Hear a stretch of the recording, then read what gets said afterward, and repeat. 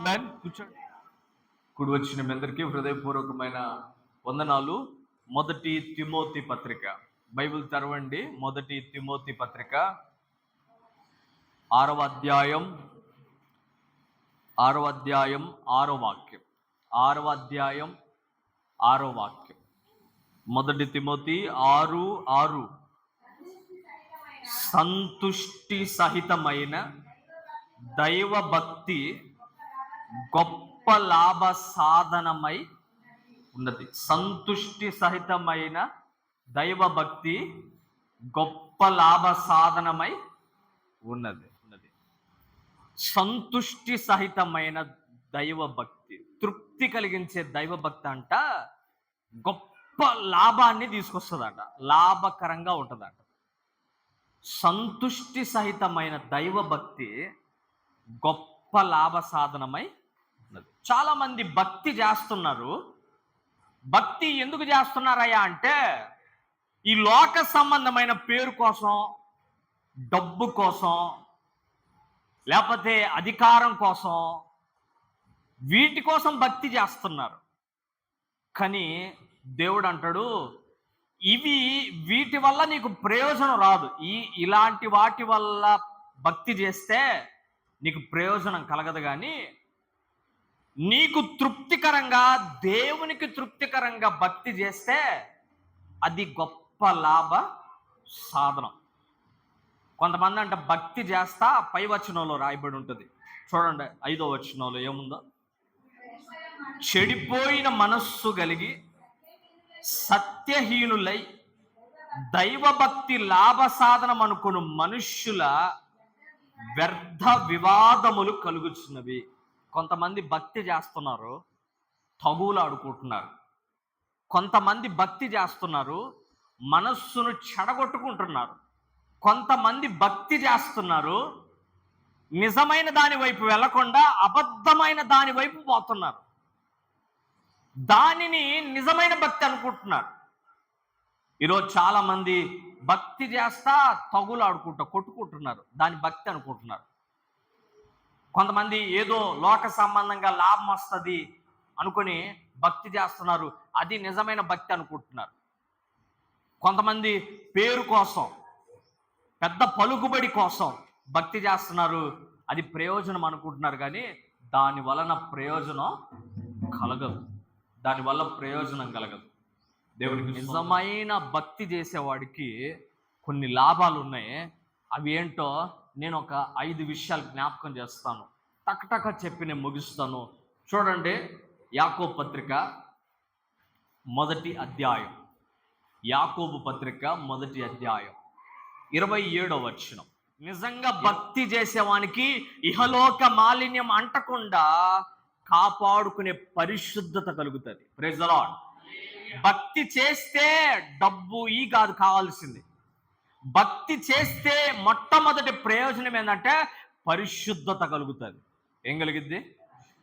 ఇహలోక మాలిన్యం అంటకుండా తనను తాను కాపాడుకునే పరిశుద్ధత నీ భక్తి వల్ల కలుగుతుంది. దేవుడికి స్తోత్రం. భక్తి వల్ల కలిగే మొట్టమొదటి ప్రయోజనం ఏంటంటే పరిశుద్ధత. వాడు సంపూర్ణ పరిశుద్ధతలోకి వస్తాడు, పరిశుద్ధతలోకి మారతాడు. అదే నిజమైన భక్తి. Praise the lord. ఒకసారి ఒక రాజు, నెబుకద్నెజర్ అనే ఒక రాజు, యూదా దేశం మీదకి దండయాత్ర చేసి కొంతమందిని యవనస్తుల్ని తెచ్చుకున్నాడు, తన రాజ్యానికి తెచ్చుకున్నాడు.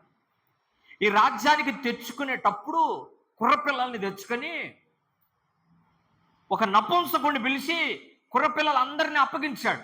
ఎవరినంటే బాగా బలం కలిగి ఉండాలి, బాగా శరీరం బాగా అందంగా ఉన్నవాడిని, తెలివి కలిగిన వాళ్ళని, జ్ఞానం కలిగిన వాళ్ళని. కొంతమందిని ఏరి, అరే వీళ్ళకి ట్రైనింగ్ ఇవ్వు, మన దేశానికి వీళ్ళు చాలా అవసరం, మన దేశానికి వీళ్ళు చాలా అవసరం కనుక వీళ్ళకి ట్రైనింగ్ ఇమ్మని చెప్పాడు. మంచిగా ఇంకా పెంచు, ఇంకా కండలు బాగా పెంచాల, ఇంకా జ్ఞానంగా ఉండాలి, అన్ని విద్యలు తెలిసి ఉండాలి, మన చదువు కూడా చెప్పించు అని చెప్పి కొంతమంది యవనస్తుల్ని పక్క దేశం నుంచి బానిసలుగా తెచ్చుకున్నాడు.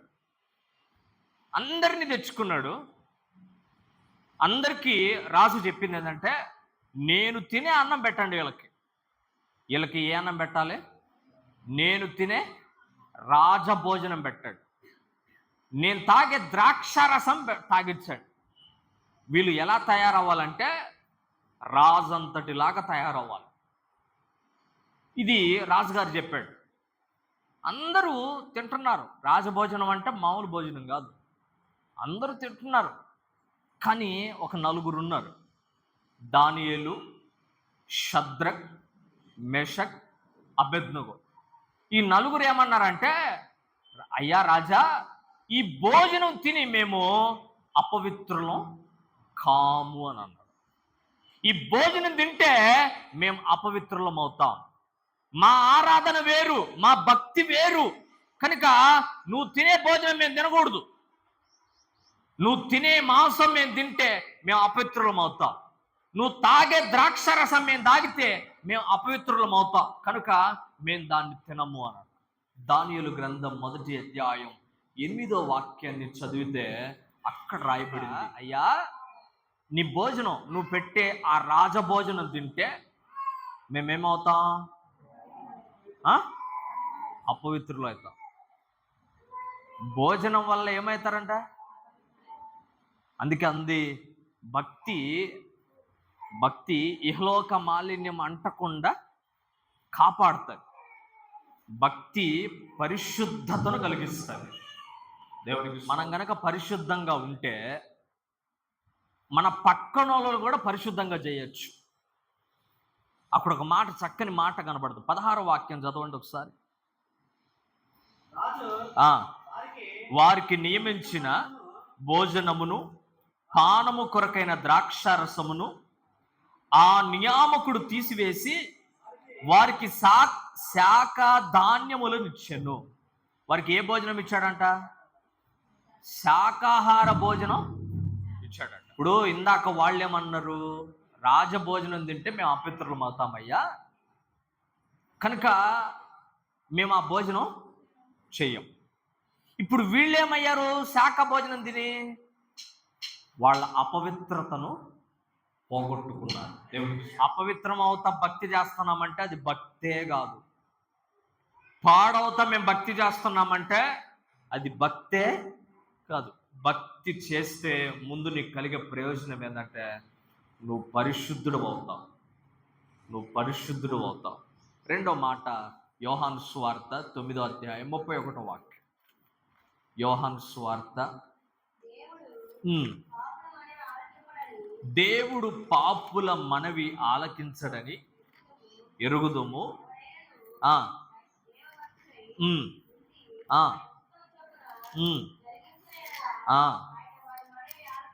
ఆయన వారి మనవి ఆలకించును. దేవుడు పాపుల మనవి ఆలకించుడు. ఎవడైతే దైవ భక్తి కలిగి ఉంటాడో వాడి ప్రార్థన దేవుడు ఆలకిస్తాడు. భక్తి చేస్తే రెండో ప్రయోజనం ఏంటంటే నీ ప్రార్థన దేవుడు ఆలకిస్తాడు. ప్రైజ్ ది లార్డ్, హల్లెలూయా.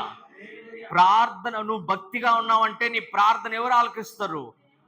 దేవుడు ఆలకిస్తాడు. నీ ప్రార్థన దేవుడు వినట్లేదంటే నీకు దేవుడికి గ్యాప్ వచ్చిందని అర్థం. దేవుడికి నీ మీద కోపం వచ్చిందని అర్థం. దేవుడు నిన్ను ఎడబాసాడని అర్థం, దూరం అయ్యాడని అర్థం. నీ దగ్గర ఏదో తప్పు ఉందని అర్థం. కనుక దైవ భక్తుడై ఉంటే దేవుడు వాడి ప్రార్థన ఖచ్చితంగా ఆలకిస్తాడు. Praise the Lord. ప్రార్థన 100 సార్లు ప్రార్థన చేశాం, ఆలకించని ప్రార్థన ఎన్నిసార్లు చేస్తే ఏం ప్రయోజనం? గొంతు చించుకొని మరీ ప్రార్థన చేస్తాం, నీ ప్రార్థన దేవుడు వినకపోతే ఏం ప్రయోజనం? గొంతు చించుకున్న గంటల తరబడి ప్రార్థన చేసిన నీ ప్రార్థన దేవుడి దగ్గరికి వెళ్ళకపోతే దానివల్ల ప్రయోజనం ఉండదు. నీ ప్రార్థన దేవుడు వినాలంటే నువ్వు ముందు దైవ భక్తుడవై ఉండాలి. దేవునికి స్తోత్రం. హల్లెలూయా, హల్లెలూయా. మనం ప్రార్థన చేస్తున్నాం, మనం భక్తులం అని చెప్పుకుంటున్నాం. నీ ప్రార్థన వల్ల సహాయం వస్తుందా? ఎవరికన్నా సహాయం కలిగిందా? దేవునికి స్తోత్రం. ఇప్పుడు నేను పలానా ప్రార్థన చేయటం వల్ల నాకు సహాయం కలిగింది అని చెప్పి నువ్వు ప్రార్థన చేయటం వల్ల ఎవరన్నా చెప్పారా?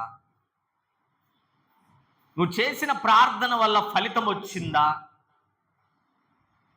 పలాంది అడిగావు, దేవుడు నీకు ఇచ్చాడా? ఒకసారి ఆలోచన చేయాల. కానీ ఒక మాట నువ్వు ఆలకించాలి. నువ్వు నిజంగా భక్తుడు అయితే నీ ప్రార్థన దేవుడి దాకా వెళ్తుంది. దేవుడి దాకా వెళ్తుంది, దేవుణ్ణే కదిలిస్తుంది. మనం భక్తి చేస్తున్నాం, మన వాళ్ళలో ఒక్కళ్ళన్నా మారకపోతే అది ఏ భక్తి? మనం ఏం ప్రార్థన చేస్తున్నాం? మన వల్ల పక్కనోడికి, మనం ప్రార్థన చేస్తే పక్కనోడికి సహాయం కలగకపోతే మనది ఏం ప్రార్థన, ఏం భక్తి? మన వల్ల మన ప్రార్థన దేవుడి దాకా వెళ్ళకపోతే మనది ఏం భక్తి, ఏం ప్రార్థన? మనం ఎన్నిసార్లు ప్రార్థన చేసినా మన ప్రార్థన వ్యర్థమవుతుందని గుర్తుపెట్టుకోండి. నువ్వు నిజంగా భక్తి చేస్తే నీ ప్రార్థన ప్రయోజనం, నీ ప్రార్థన పక్క నుండి మారుస్తుంది.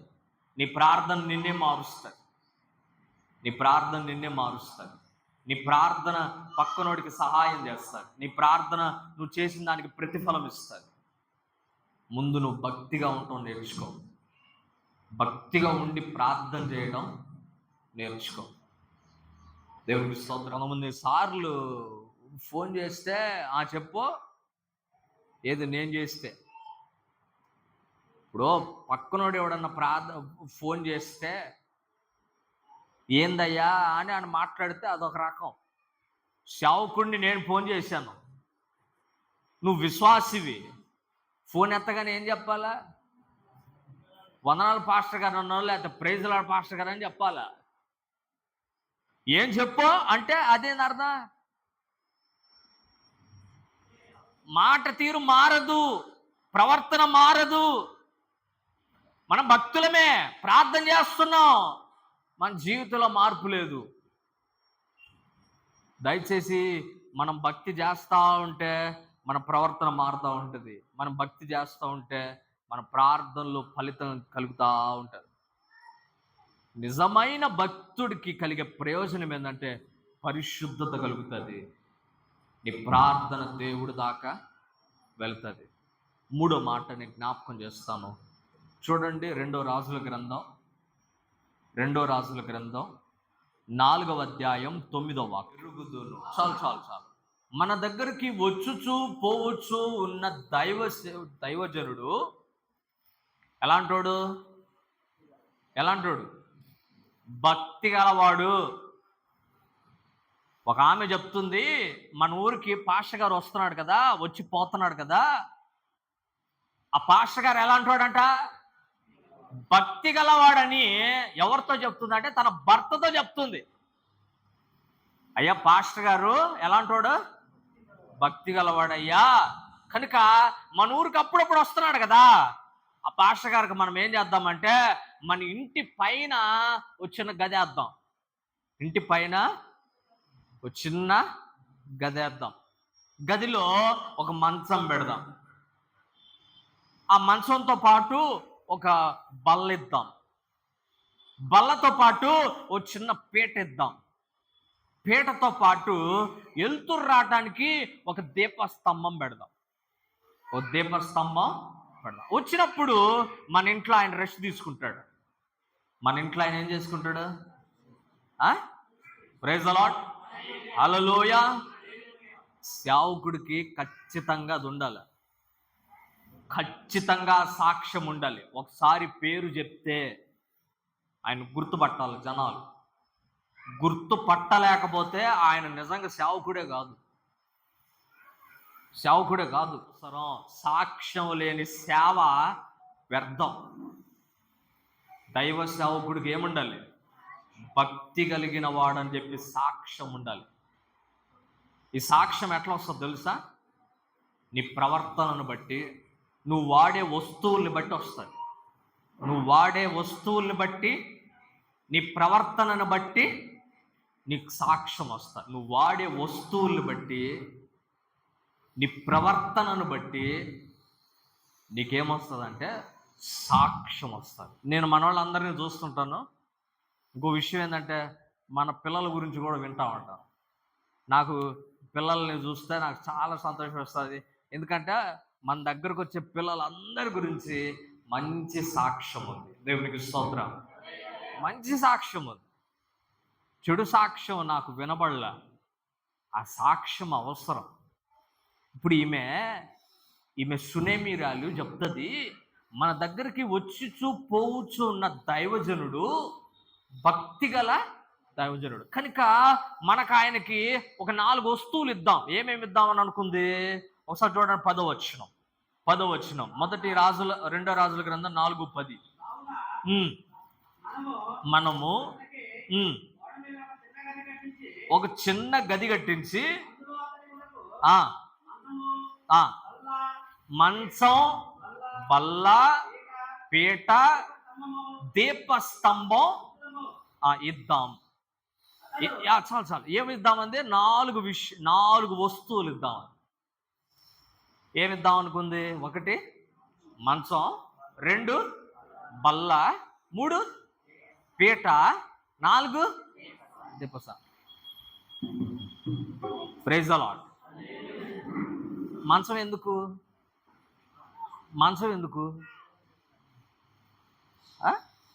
Praise the lord. ఇప్పుడు పాస్టర్ గారికి మంచం ఎందుకు ఇద్దాం అనుకుంది?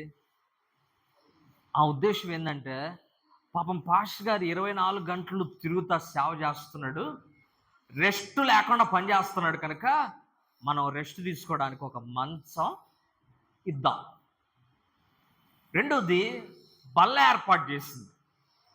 ఎందుకంటే ఆయనకు అన్నం పెట్టేవాళ్ళు ఉన్నారో లేరో కనుక ఒకవేళ మన ఇంటికి వస్తే మన ఇంట్లో ఆయనకి ఏం పెడదాం? భోంచేయడానికి ఒక చిన్న బల్ల ఏర్పాటు చేద్దాం.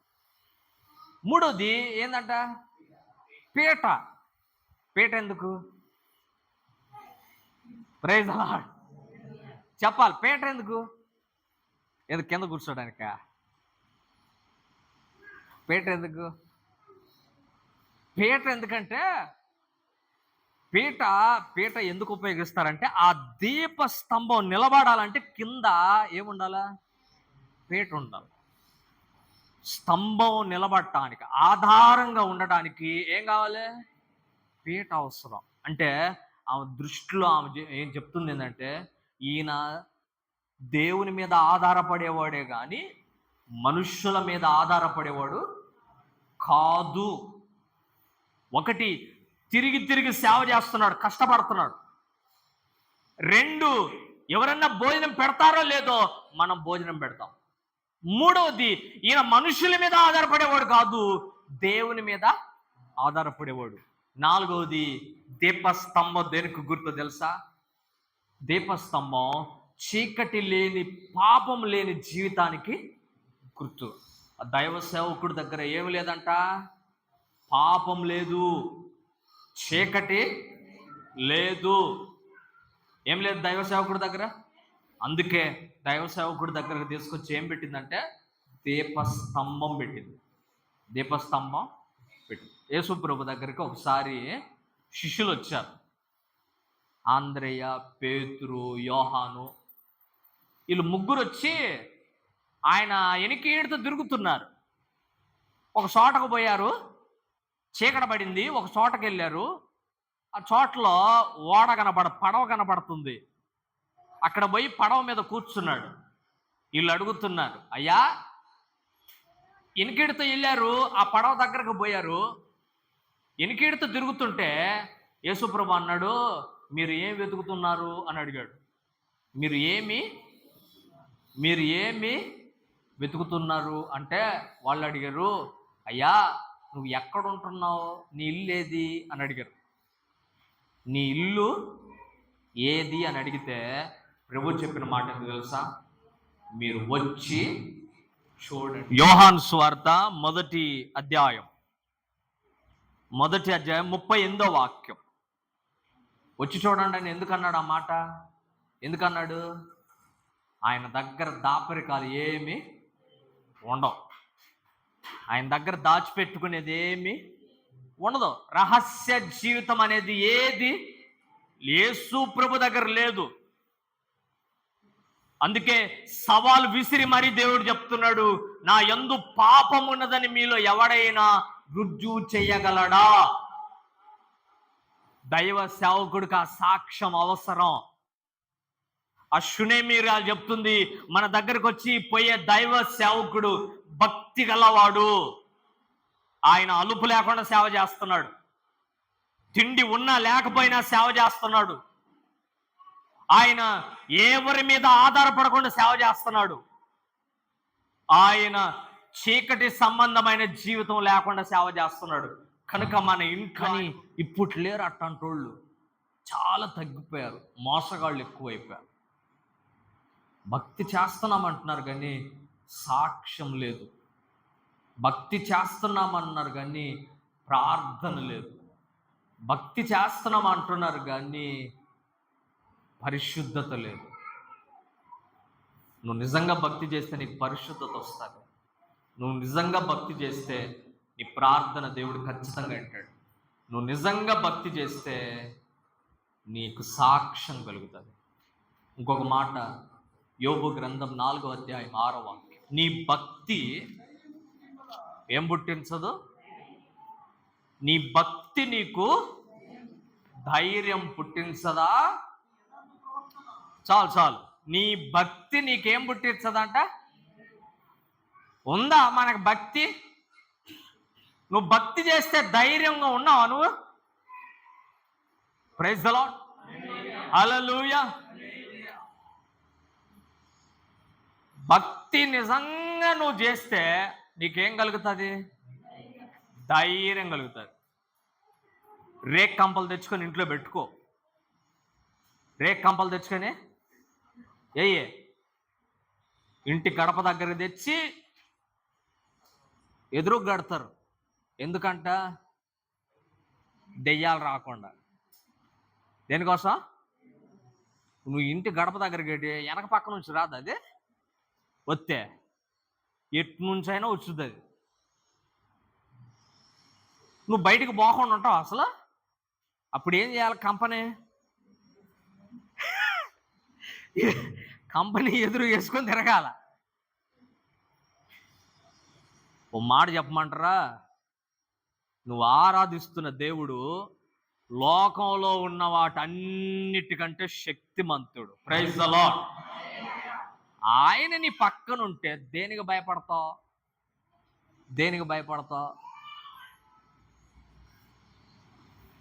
సచ్చినోడు ఎవడని ఎదురొస్తున్నాడు అనుకో, వెంటనే గొంతు ఏదైనా కనపడితే చాలు ఆ పక్క గొంతులకు దూరి వెళ్ళిపోతారు.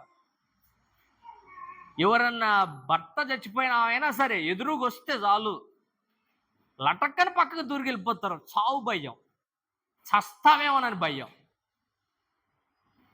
దేవుడి చిత్తం లేకుండా వెంట్రుక కూడా రాలదు. నేను చెప్తున్నా, యేసయ్య చిత్తం లేకుండా వెంట్రుక కూడా రాలదు. ప్రైజ్ ది లార్డ్, హల్లెలూయా. ఈ సమాధి కార్యక్రమానికి పోతుంటాను, సచిన వాళ్ళ దగ్గరకు పోయేస్తుంటాను, ఎవడన్నా ఎదురొచ్చినా కాముగా వెళ్ళిపోతుంటారు. నా ప్రభువు మీద నాకున్న నమ్మకం అది. ప్రైజ్ ది లార్డ్, హల్లెలూయా. నీవు చేసే భక్తి నీకేం పుట్టించాలి? ధైర్యం పుట్టించాలి. చాలామంది పిరుకోళ్ళు అడుగుతూ ఉంటారు, ఏం మీ దేవుడు శాత కాదా? మీ దేవుడు చెయ్యలేడా? చేస్తాడు. అసలు చావునే జయించినాడు ఆయన.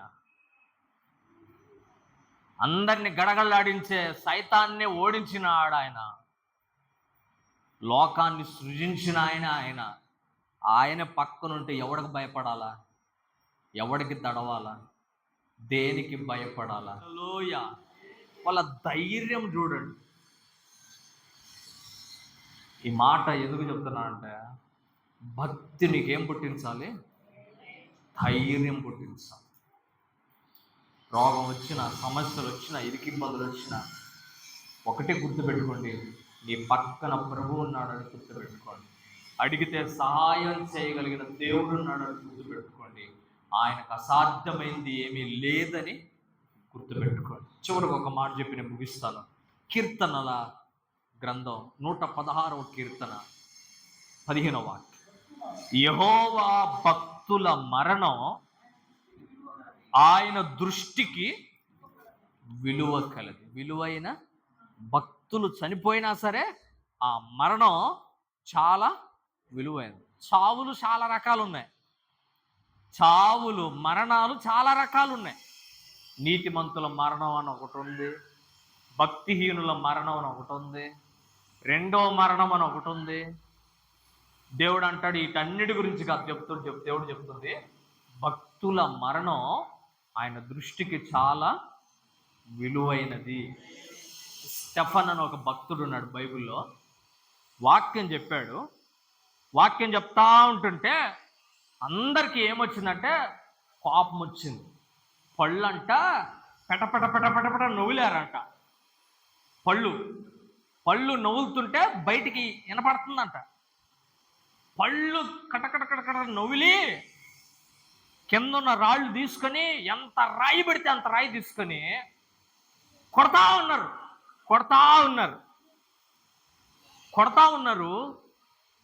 కానీ ఆ ఒక్కొక్క రాయి తగిలినప్పుడల్లా స్టెఫన్ ఏం చేశాడు తెలుసా? పైకి అలా చూసి ఒక మాట చెప్తున్నాడు, నేను చనిపోబోతున్నాను, నా ప్రభువు తండ్రి కుడి పార్శ్వాన లేచి నిలబడటం నేను కనులారా చూస్తున్నాను అన్నాడు. హల్లెలూయా, హల్లెలూయా. అందరూ ఏం చేస్తున్నారా? అపోస్తుల కార్యం 7వ అధ్యాయం 54వ వాక్యం.